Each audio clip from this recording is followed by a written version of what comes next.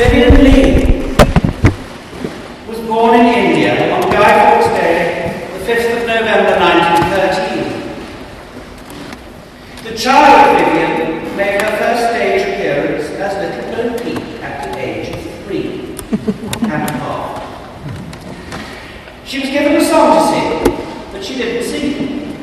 Instead, she informed the audience that she would not sing, but would much rather recite. At the tender age of 6, she was sent to the convent of the Sacred Heart in Roehampton, England. Vivien and future star Maureen O'Sullivan became friends straight away. Maureen confessed to Vivien once, "When I leave school, I want to fly.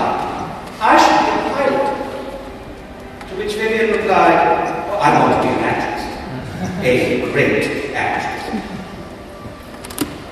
Leigh was the most radiantly beautiful actress of her time, and the last actress to create a sensation by her sheer physical loveliness. When at the age of 22, she played at the Ambassadors Theatre in The Mask of Virtue. In 1935, the world of English theatre began praising her captivating stage presence and invincible attractiveness. It was an attractiveness that never diminished. To her very last years, she remained beautiful, as when the world first saw her, with astonished and grateful eyes. Even though this beauty could have become a handicap, her exceptional talent for acting disproved the prejudice that beautiful women are nothing more than a pretty face. She had no conceit about her looks. She was ready to appear in unfashionable underclothes and in the most splendid garments designed to offset her beauty.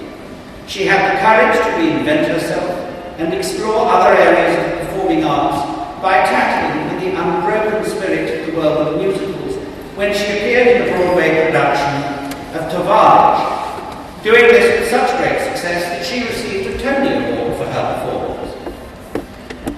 Her enormous success as Scarlett O'Hara in Gone with the Wind, for which she became the first British actress to ever receive an Oscar, did not turn her attention to the stage. She brought pleasures to post-war theatre with outrageous and witty performances in such as The Skin of Our Teeth and School for Scandal. She was even finer in 1949 as Blanche Dubois in Tennessee Williams' A Streetcar Named Desire, in which she gave an outstanding and harrowing performance. It was the Hollywood film of this play that saw her winning her second Oscar in 1952. Her devoted love of Shakespeare and theatre saw her touring the world with the Old Vic Company not once, but twice in her lifetime. First at the tour of Australia and New Zealand with her husband Sir Laurence Olivier in the late 40s, and second with a sensational tour de force when she embarked on the world tour of the Old Vic Company, visiting not only the Antipodes but an unprecedented theatre tour to Latin America. The pinnacle of her acting career reached its climax in the early 50s, when alongside Olivier, she gave unforgettable performances in such works as Caesar and Cleopatra, Antony and Cleopatra, and Macbeth. That not only made them a vital pillar of the history of British theatre, but also set the standard for many generations of actors and continues inspiring people today. Both her histrionic and her acting abilities were demonstrated exceptionally on stage and on the silver screen during her career that expanded 3 decades.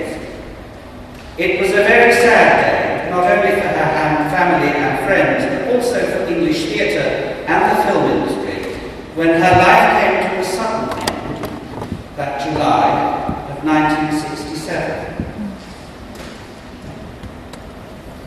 I now have pleasure in welcoming Margarita Malyon, chair of the Vivien Leigh Circle and one of the surviving members of the original circle formed in 1968.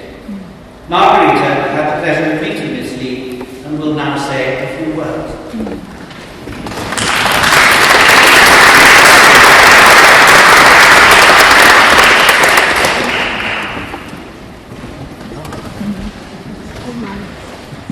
Ladies and gentlemen, I should like to welcome you all to this memorial event arranged by the Vivien Leigh Circle to commemorate the 50th anniversary of the death of one of our great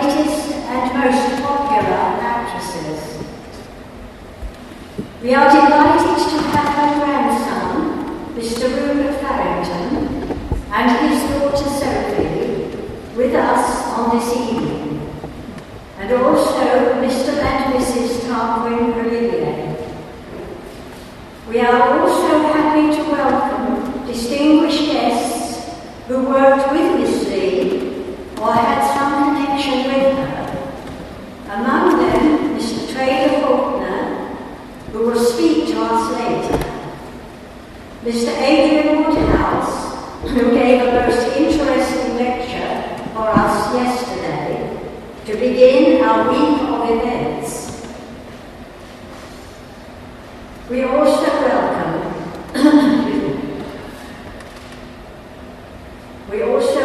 Mr. Keith Ludwig, who is a curator at the Theatre Performance Department at V&A and has done a great deal, particularly in century celebrations. And also Kendra Bean, she was then, who wrote the most recent biography of Vivien Leigh. Sadly, Dame Judy Gedge was unable to join us, but she has kindly sent us the following message. To the Vivien Leigh Circle. I wrote to Vivien Leigh after seeing her play Lydia in Titus Andronicus. It was a never-to-be-forgotten experience, and I still think of it to this day. She wrote to me after seeing me in The Promise by Alexei Armstrong, and I was touched and immensely impressed that she should have taken the trouble to do that. She was a beautiful actress, and I regret that I never had the chance to meet her. I wish I could be with you all on this very special occasion, but my thoughts will be with you. Very best wishes, Judy Gedge.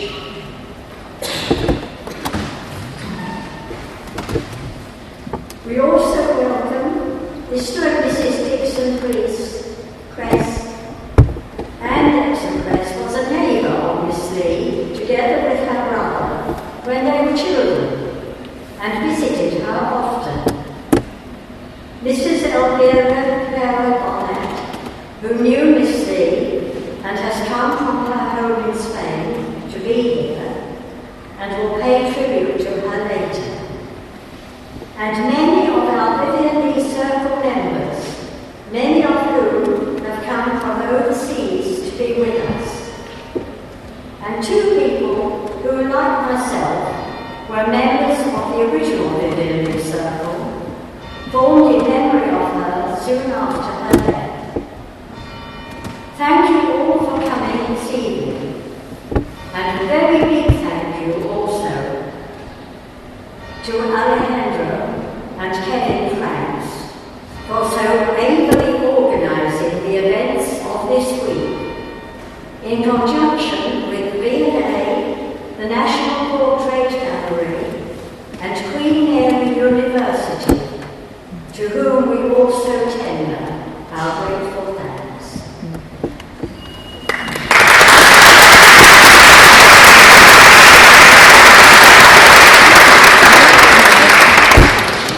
I'd like to welcome Alejandro Franks, Vice Chair of the Vivien Leigh Circle, and the great driver behind this week's events. Alejandro has been Vice Chair for 3 years now, and alongside the chairperson Margarita, have kept the circle alive.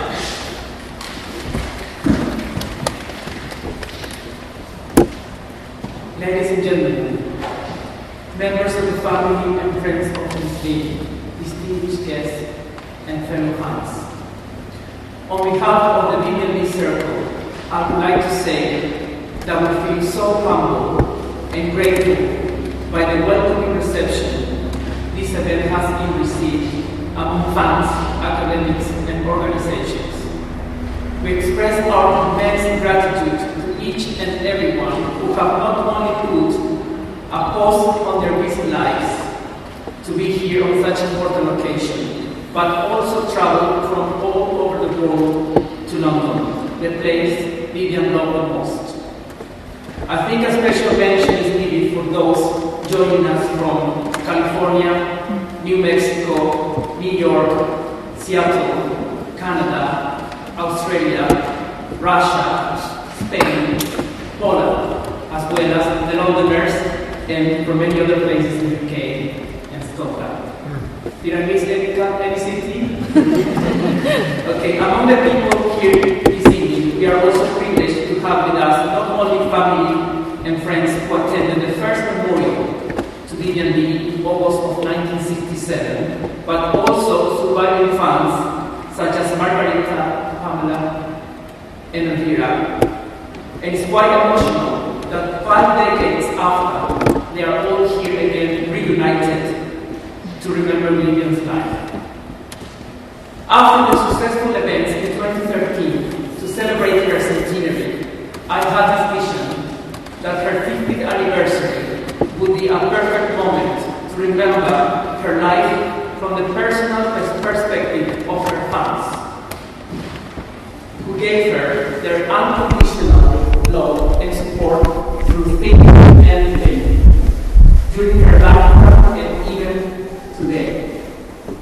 With this commemorative week, we want to share with you the untold stories and testimonies from Margarita and Elvira especially, who, through many encounters and endless letters, are here to demonstrate that her immense kindness, gratitude, and generosity extended not only to her family, friends, and fellow actors, but also to her devoted fans.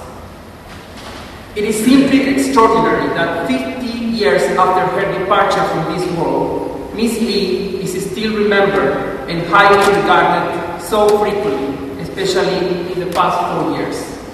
This reignited devotion for the late British actress saw also a new generation of fans, some of them as young as 14 and present here tonight, here this evening, who see her and the passion for life that Vivien had, not only as an incredible source of inspiration, but also as a beacon of hope and courage to face the adversities of life. Wherever Vivien is today, we are sure in our hearts that she will be deeply touched by this tremendous tribute of love and admiration. Little would she have known when she said once, "I hope my life will prove a useful and a good one to many people, that this humble thought will become reality so many years after she entered immortality."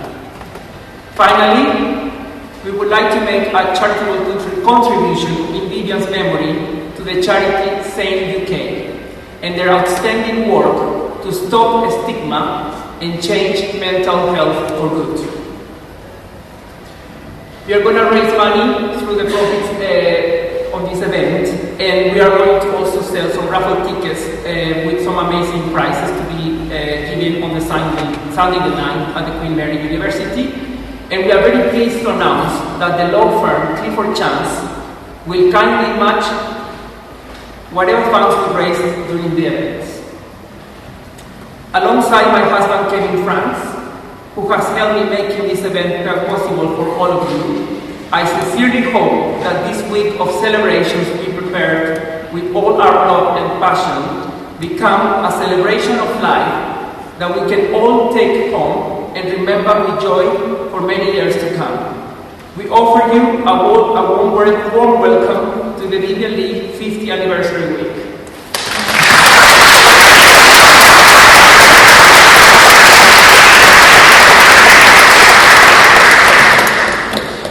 Our next speaker had the privilege of corresponding with Miss Leigh for a period of 10 years and was invited twice to visit Miss Leigh in her apartment in Eaton Square. Will you please welcome Miss Elvira Clara Bonnet from Barcelona.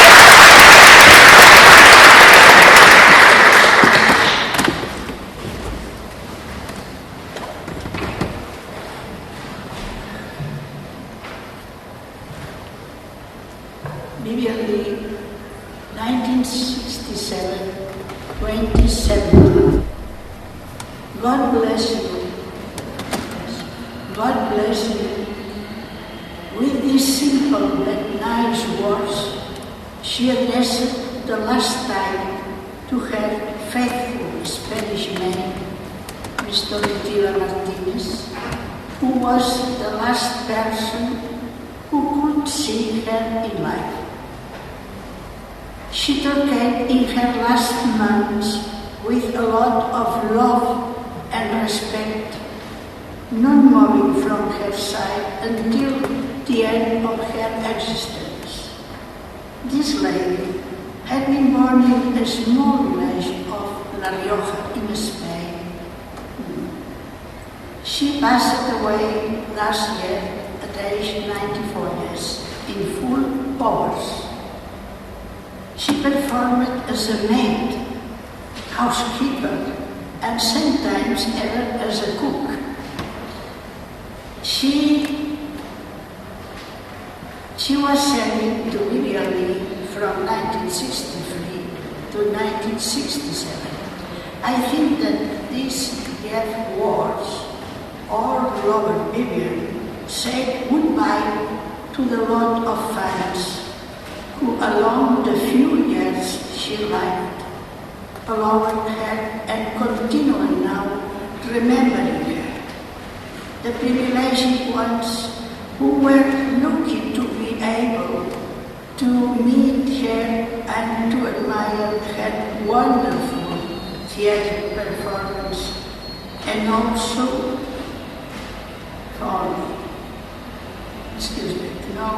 those who met her touch the big screen will remember her fondly. I was honored to be received by her twice in her London apartment. My first visit was on February 19, 1965, presenting a home medallion with the corresponding dedication on the occasion the year before of the 25th anniversary of the premiere of her famous film Gone with the Wind in the southern city of Orlando, on Georgia, United States. I also had a second chance to meet her again on November 27, the same year, due to her serious illness. I was not lucky enough to see her perform in the theatre, which was my most favorite visit. When she died on July 1967, I received the same day with emotion, her last letter, and I was invited to her memorial by her own family, celebrated in St. Martin in the Fields in August 15. I keep in my heart, after 50 years of her disappearance, a beautiful and intimate memory of gratitude for having been so kind to me, answering to all my letters along 10 years of our correspondence, which I was receiving from the most distant place in which Vivien met on Thursday. I join with all of you to this beautiful and unforgettable homage that we dedicate with great affection to her. I am excited to see that so many young people from so many countries who did not get to know her continue to admire her with so much fervor after the years that have passed since her death. As meaner that she is, her memory and personality will never disappear, and I wish that future generations to keep remembering her endlessly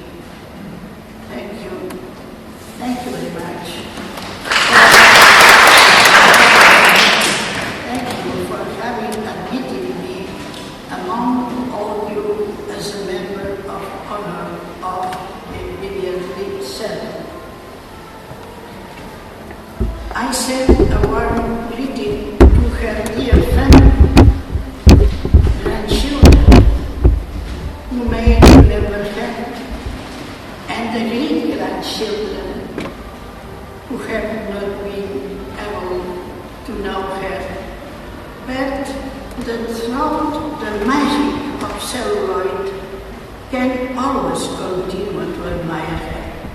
Dressed in peace, the sweetest and performant flower of the garden of Italian sky. Vivien Leigh Circle.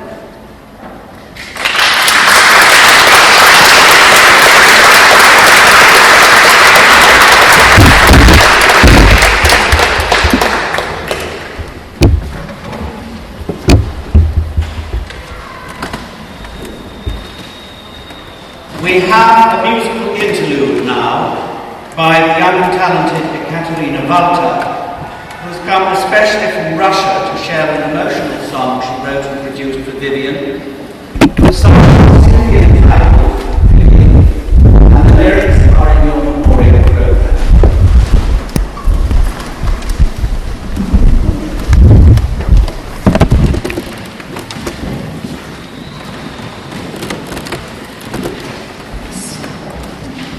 Good evening, ladies and gentlemen.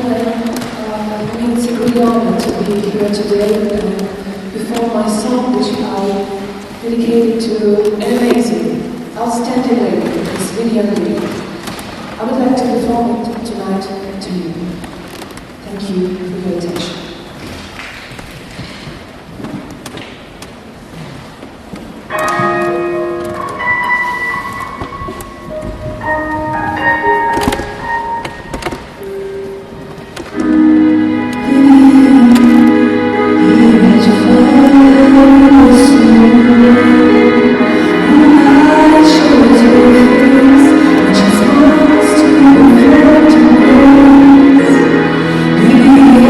Yeah.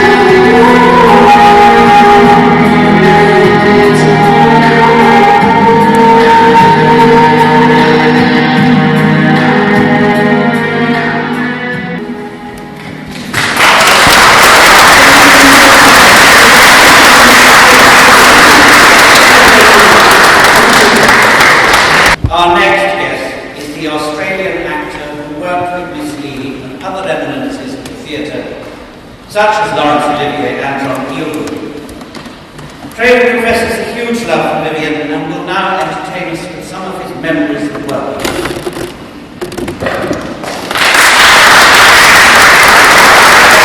Thank you very much. Can you hear me? Yes. Some years ago, I went to Covent to a nunnery there where Vivien had been brought when she was 6 years old to this school. I think it was called St. Teresa's. And this little girl walked in Argentina and left with an aunt. All the other girls went away for the Christmas holidays, and this little child, not yet 7, was left alone in the dormitory. Presently, the door at the end opened, apparently, and this tall nun, whose name was Mother Thunder, came down and sat on Vivien's bed with her arms folded. Vivien was absolutely terrified. And Mother Thunder said, "Don't be frightened, Vivien. We've all decided that you should have a little companion at night." She opened her arms, and onto the bed came a little kitten. And she said, "You're to have this kitten." She said, "Unfortunately, when the other girls come back, we will have to borrow the kitten, but you can come and visit, because we can't get all the other children a kitten." And when Vivien Leigh came to see my wife over my shoulder before she died, she came with a little kitten. Well, the second little anecdote I have to tell you was they opened at the Tivoli Theatre in Sydney in August 1948. Richard III, School for Scandal and Skin of Our Teeth. And I remember that David Kentish was the stage manager. And they had trouble with School for Scandal. They had to fly scenery very, very quickly that had to be perfectly done.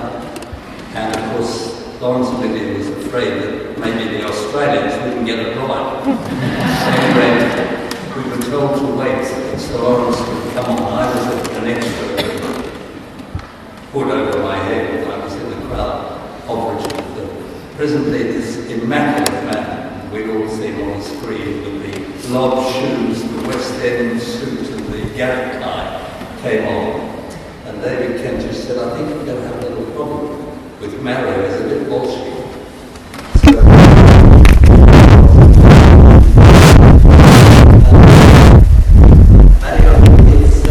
Laurence Olivier.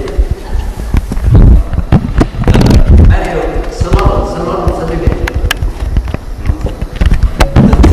Please come down. We've got terrible problems and we need you. David Kentish said, "Call Vivien." And onto the stage walked this woman that I saw for the first time in the flesh, gorgeous. She walked over and she said, "Mario, would you come down to Scarlett O'Hara?" She said, "Darling, could we go to the local for schooner?" Now, schooner is an Australian glass of wine. Oh, I said, "Yeah, lady, like that, Vivien, darling." Vivien. Oh, yeah. So off they went to the pub. Everything worked like clockwork. Well, they left Sydney, they went to Brisbane, then they went to Auckland, Wellington, Christchurch, Dunedin, Invercargill. Vivien told me years later when I knew her, every first night we got a telegram from her. Well, in 1954, I was an extra in the film of Richard III. I can't remember. I was the Duke, I think the Duke of Northumberland, which in Richard III doesn't exist, but Larry had a real name. And I was recovered. We were all having a cup of coffee. And Richard III came over and he said, "Where have I seen you before?" And I said, "Oh, Sir Laurence." I said, I'll walk on in Sydney. And he said, "You scamp. You must be Trader Faulkner." I said, yes. He said, "Come over and meet your leading lady next year." Now, I knew nothing about this. And I walked over and this woman was all muffled up. And suddenly she put the hat up and he said, "Viv, this is Trader. This is your Sebastian next year in 12th Night." And that was the first I knew anything about it. And she came and she kissed me on the forehead and she said, "Darling, I'm so excited." And of course, when we, on the opening night, Twelfth Night was going to be an absolute disaster, because in the early rehearsals, Laurence Olivier, who was going to be brilliant as, I can't remember the character he was playing, I can't remember in Twelfth Night, he was going to play a very important character. You probably know which one, I forgot. Anyway, he was going to be brilliant, and Diego, who was directing, I'll never forget, said, "Larry, please, Larry, it's so vulgar, don't." And that absolutely killed Olivier. That performance that he gave never took off. It was going to be brilliant. I could see what he was going to do, but it never happened. Anyway, on the opening night, I was called out of the restaurant to Vivien, and she said, "Darling, how much you pay a week?" I said, £25 a week. This was playing her twin, Sebastian. She said, "Darling, you know when we kiss at the end of the play when we leave," she said, "if you're paid £25 a week, if we could hold on the kiss, I would pay you the extra £2 to get I said, "Oh, Vivien," I said in my best Australian, I said, "Oh, Vivien, to kiss you, darling, I've made 30 quid a week." She said, "Darling, I'll think about it." And I'll always remember, I'll never forget when Vivien died. I remember running around to where she was living near Knightsbridge. And I got to the corner and I saw John Mills, John Gilbert, quite a lot of very well-known people. And I saw the coffin come out. And I thought, no, I don't want to go down there. And that was the last of Vivien. And not long before she died, actually, she came to dinner. I had married a girl, a very pretty girl called Bobo, and Nigel Davenport and Elias Fazan came. I thought they would come us back up. And Vivien came with a little cat. And she said, "Do you mind if I bring the cat?" I said, "Vivien, I'm delighted you brought the cat." And she was absolutely sharp. And that was 1970, that was not very long before she died, and shortly after she died. But I think if anybody has gone to heaven, Vivien certainly has.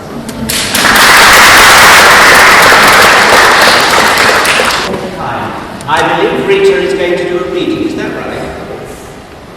Rita.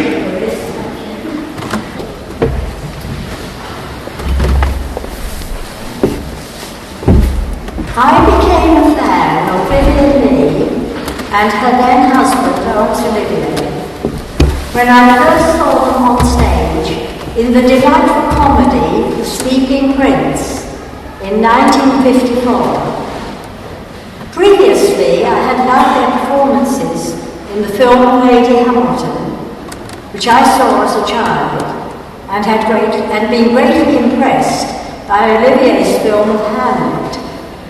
But watching their amusing and scintillating performances in the play, especially Vivien Leigh's in her lovely part, made me a fan overnight, and I tried to see every performance they gave after that. The following year they appeared in 3 Shakespearean plays in the exciting season at Stratford-on-Avon, which I attended, and I shall always especially remember Macbeth as one of the most wonderful experiences I've ever had in the theatre. Whilst there, I met 3 girls who had been fans for some time, and they took me to see them at stage doors when we returned to London. As it worked out, I saw Vivien Leigh first, and most frequently, as she was the one performing on the London stage at that time. And soon after that, they sadly parted. I was surprised to find how charming and friendly Vivien Leigh was to fans. And as we saw her whenever we could, she began to recognise us. It was a very exciting time for us, having lived through the Second World War and the period of austerity which followed it, and having rather dull jobs. It was lovely to be caught up in the magical and glamorous world of theatre, which I have always loved, but which have now become even more exciting. As time moved on, we began sending cards and gifts to Vivien Leigh on her birthdays and at Christmas. And once I managed to choose a small gift which especially pleased her. She always wrote quickly to thank us, but on that occasion she took just a day or two longer, and then, to my delight, sent the first handwritten letter I'd received from her, saying that she had not written sooner, as she liked the gift so much that she wanted to write personally and to thank me, and waited until she had time to do so. She did so many kind and thoughtful things like that. I recently discovered that she kept some of our letters to her, which are now in her icon. Often she wrote postcards to us when she was abroad, and if she was very busy and sent us letters typed by her secretary, she often went through them and wrote in little extra notes. When my friend Joyce's mother died, she sent Joyce a very kind letter, and when I told her that Iris was ill, she sent her a lovely bouquet of flowers. We also heard of her kindness to other ordinary people like ourselves. Acts which she carried out quietly and which were known only to those concerned, and from whom, as in the case of us fans, she had nothing to gain. One such incident concerned an elderly lady who supplied stools for people queuing outside the theatre, where she was appearing. She noticed that the lady had not been there for a while, and upon inquiring, was told that she was ill and in hospital. So she took the trouble to go and visit her. I had the great fortune to see Miss Leigh giving brilliant performances in several plays and her two last films during those last years of her tragically short life, including Duel of Angels and Look After Lulu in London's West End theatres.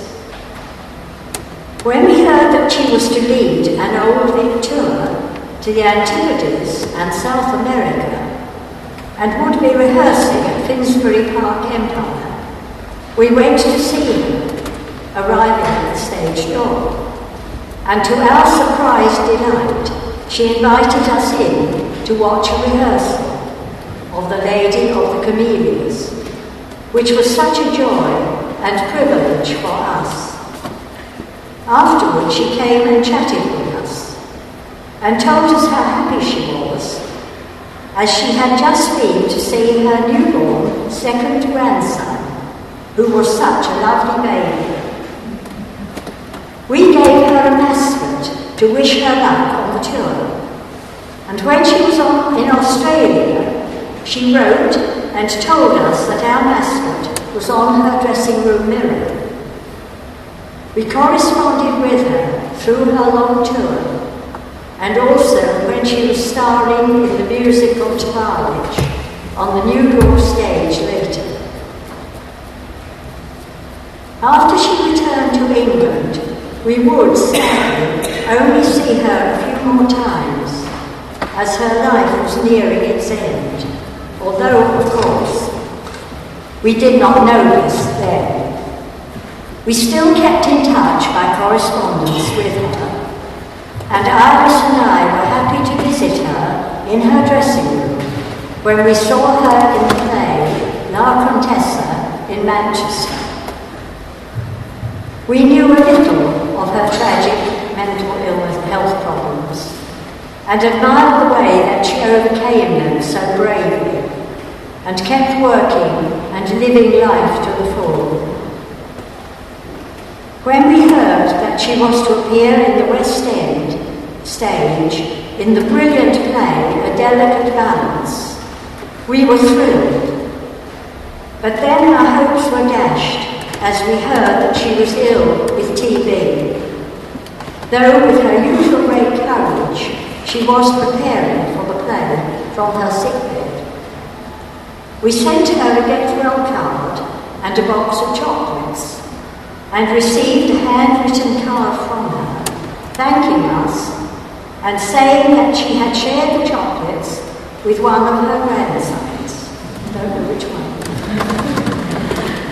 Shortly after this, we were stunned and devastated to learn that she had died.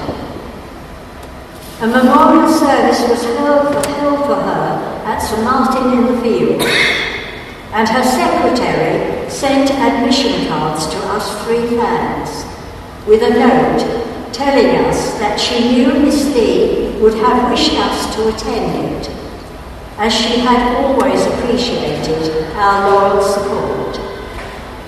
We were deeply touched by that, moved by the service, and echoed in our hearts the words from Shakespeare's Antony and Cleopatra, in which he once acted so brilliantly.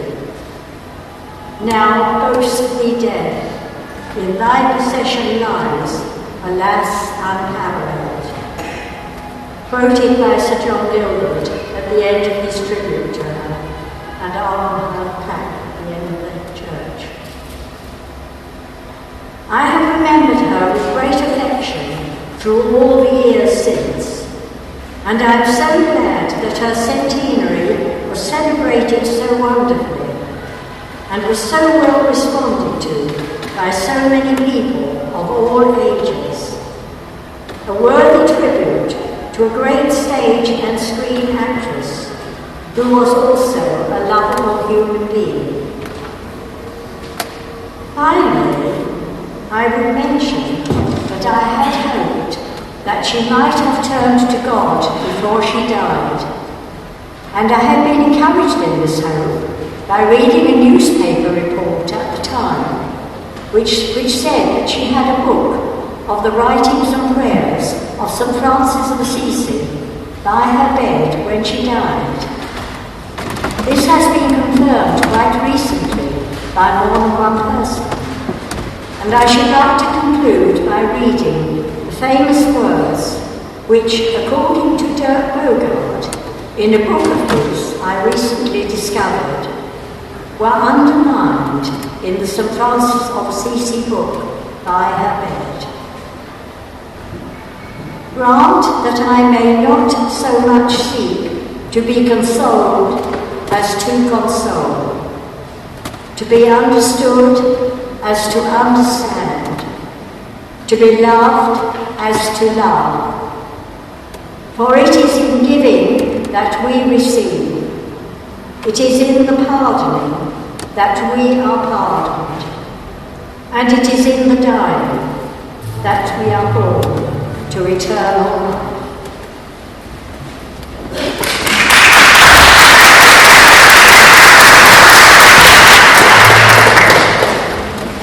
This being the Actors' Church, I think we should offer a moment of silence to remember Vivien. She was so revered in theatreland that on Saturday the 8th of July 1967, all the theatres in London's West End extinguished their marquee lights for an hour in honour of her memory. Would you please stand and join me in a minute's silence?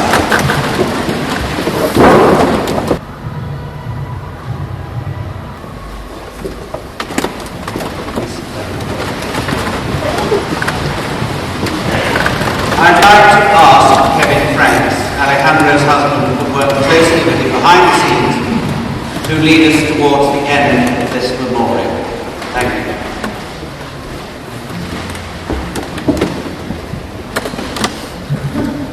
Charles?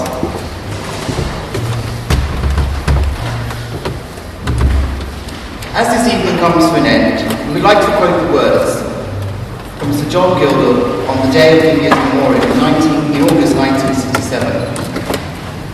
Her manners, both in theatre and in private life, were impeccable. She was punctual, modest, and endlessly thoughtful and considerate. She was frank throughout, without being unkind, elegant but never ostentatious. For all she gave so gravely and so gaily, now boast thee, death in thy possession lies, alas, unparalleled. We're in for a treat now.